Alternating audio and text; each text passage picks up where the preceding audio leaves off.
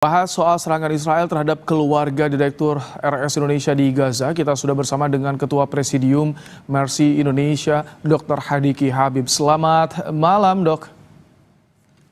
Selamat malam, Mas Rahmat. Dok, tadi kita melihat di layar bagaimana warga Palestina menangisi sosok Dr. Marwan. Bagaimana Mercy Indonesia mengenal sosok Dr. Marwan? Ya, kita sebagai lembaga dan saya sebagai pribadi mengenal betul ya Dr. Marwan Al-Sultan, karena saya juga bertemu dan bekerja sama dengan beliau ketika masa gencatan senjata di Gaza bulan Januari sampai Maret 2025 kemarin. Beliau sosok yang sangat terbuka dan kooperatif ya, dan tentu saja khasnya orang Arab Palestina ini, mereka orang yang sangat belak-belakan dan terbuka. Jadi sikap dan gayanya ini yang membuat diskusi-diskusi kita dengan itu selalu menjadi hangat dan menyenangkan. Satu hal yang perlu kita pahami bahwa Dr. Marwan ini sebenarnya adalah seorang dokter spesialis ya, dokter spesialis penyakit dalam, konsultan kardiologi, jadi ahli jantung. Jadi memang backgroundnya adalah seorang profesional yang kemudian ditugaskan memimpin Rumah Sakit Indonesia. Oke. Sejak kapan Dok memimpin RS Indonesia di Gaza? Beliau ditugaskan oleh Kementerian Kesehatan Palestina di Gaza itu sebagai Direktur Rumah Sakit di tahun 2021. Sudah 4 tahun artinya berada di Rumah Sakit Indonesia di Gaza. Termasuk juga Dr. Marwan ini suka menginformasikan, mengabarkan bagaimana kondisi pelayanan kesehatan di RS Indonesia. Ya, sebenarnya beliau sosok yang lebih fokus mengelola mengelola pelayanan gitu ya. Jadi tidak terlalu suka untuk speak up. Tapi ketika situasinya memang semakin berat, itu beliau speak up. Tapi yang kita lihat jelas adalah dedikasi beliau itu dari kerja-kerja yang beliau lakukan, seperti kembali mereaktivasi Rumah Sakit Indonesia ketika gencatan senjata sudah terjadi, dan melibatkan berbagai organisasi internasional untuk bekerja di dalam Rumah Sakit Indonesia pada saat masa gencatan senjata di bulan Februari sampai April 2025 kemarin. Tidak terlalu speak up, tidak banyak terlalu vokal, tapi mengapa tenaga medis yang harusnya menolong korban perang tapi malah menjadi target? Bagaimana Mercy Indonesia melihat soal ini? Emang dekat ya kediaman Dr. Marwan ini dengan lokasi Rumah Sakit Indonesia?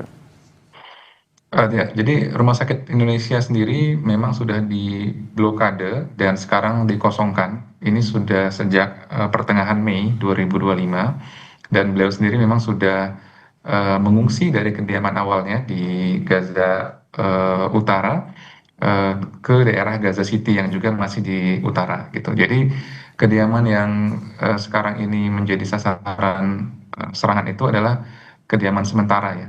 Yang beliau dan keluarganya tinggal. Jadi bukan di area rumah sakit, bukan juga di area militer, tapi memang rumah tinggal gitu ya, yang beliau sedang bersama anggota keluarganya. Jadi serangan ini tentu menunjukkan sekali lagi bahwa memang sasarannya itu bukan perang sebenarnya, tapi memang dehumanisasi masyarakat yang ada di Gaza sebenarnya. Baik, jadi sampai tenaga medis pun terancam keberadaannya di sana ya Dok ya? Ya, dan saat itu juga beliau bukan sedang melakukan aktivitas apa-apa, tapi memang dalam kondisi sedang mengurus keluarganya. Sedang bersama keluarga dan keluarganya juga ikut menjadi korban. Dok, sebelum tewas dalam serangan Israel, apakah Dr. Marwan ini selalu juga berkomunikasi dengan tim Mercy Indonesia? Ya, tentu selalu berkomunikasi karena memang kita masih menjalankan program support renovasi, reaktivasi rumah sakit dan pelayanan medis di Rumah Sakit Indonesia. Dan dalam kerja-kerja kita itu tentu kita berkoordinasi dengan pihak-pihak yang berwenang dan legal yang ada di Gaza, yaitu Kementerian Kesehatan Palestina di Gaza, dan kalau di rumah sakit tentu pimpinan rumah sakitnya itu beliau itu sendiri. bagaimana Dokter Marwan ini pernah bercerita tidak soal adanya rumah sakit Indonesia di Gaza Utara? Ini menjadi rumah sakit atau fasilitas kesehatan yang penting bagi Palestina keberadaannya.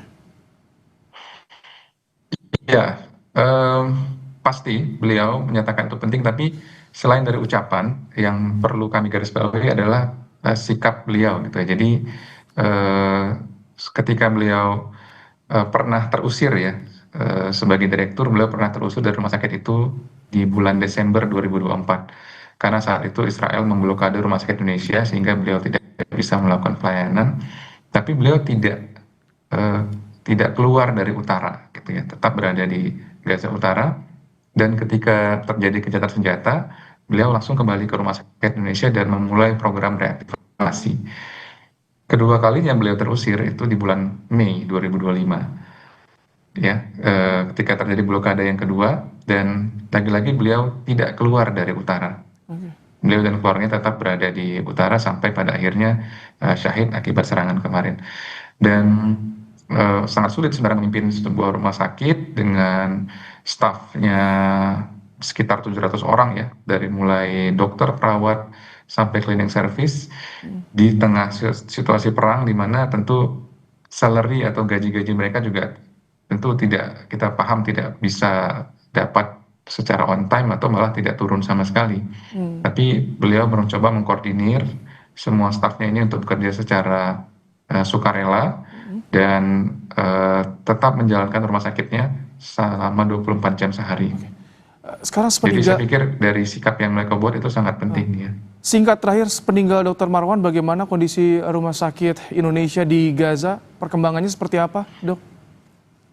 Saat ini masih tidak beroperasi ya dan dikosongkan. Beberapa alat medis vital yang ada di rumah sakit dan masih bagus itu dipindahkan oleh Kementerian Kesehatan Palestina di Gaza ke rumah sakit lain di Gaza Utara untuk bisa difungsikan. Namun dari aspek bangunan, informasi terakhir yang kami dapatkan ini memang masih utuh dan kita masih mencoba terus mendapatkan akses kembali ke utara, karena di daerah Gaza Utara, Beit Lahia, Beit Hanun ini masih ada kantong-kantong masyarakat yang tinggal di sana, dan akses mereka terhadap pelayanan kesehatan dan logistik makanan juga masih terbatas dan masih harus terus diadvokasi Baik. akses ke situ. Baik, terima kasih Dr. Hadiki Habib, Ketua Presidium Mercy Ya. Indonesia, telah bergabung di Kompas Malam dan meluangkan waktunya di malam hari ini. Terima kasih, Dok. Terima kasih.